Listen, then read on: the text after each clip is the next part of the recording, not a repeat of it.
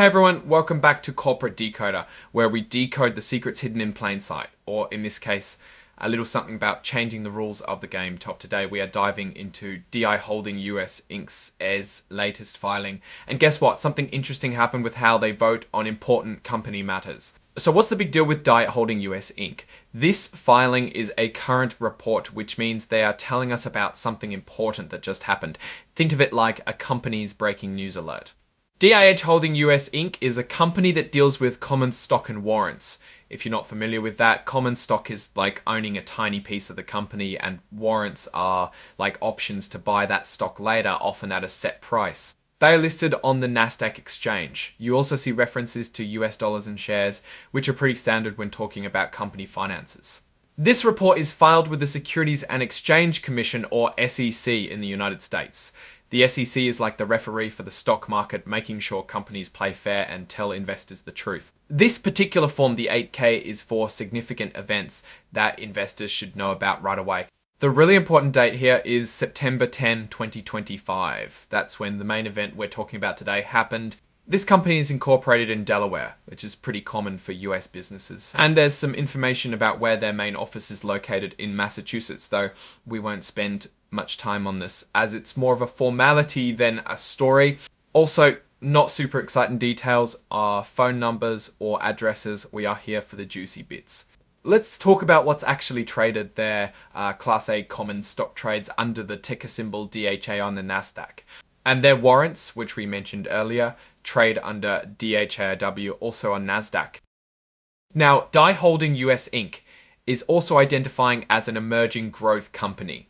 This basically means they are a younger company that can follow some slightly different, often less strict rules set by the SEC for a period of time. It's like a probationary period for smaller growing businesses. Here's where it gets interesting. The filing talks about a material modification to the rights of their security holders. That's a fancy way of saying they changed something important about how the company is run that affects the people who own its stock or warrants. What did they change?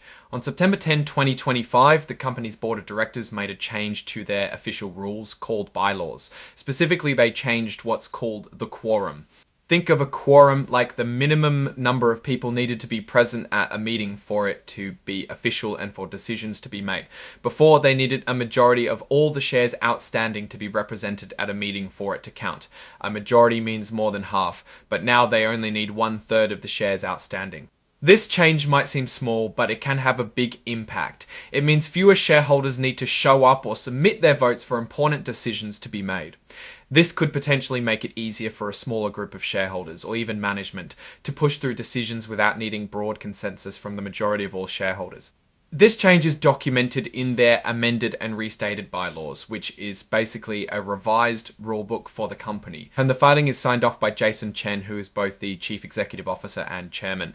This tells us that the top leadership is aware and in agreement with this change.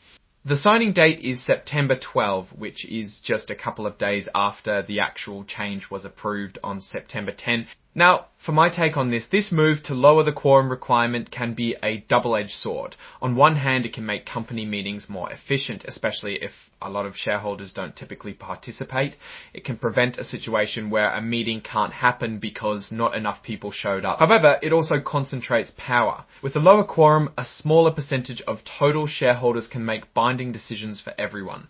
This could be a good thing if the company is trying to move quickly on a new opportunity, but it could be a risk if it allows management or a small group to make decisions that aren't necessarily in the best interest of the broader shareholder base without strong opposition. It's a strategic move that could either streamline operations or potentially reduce shareholder oversight. We need to watch how DI Holding US Inc. uses this new flexibility.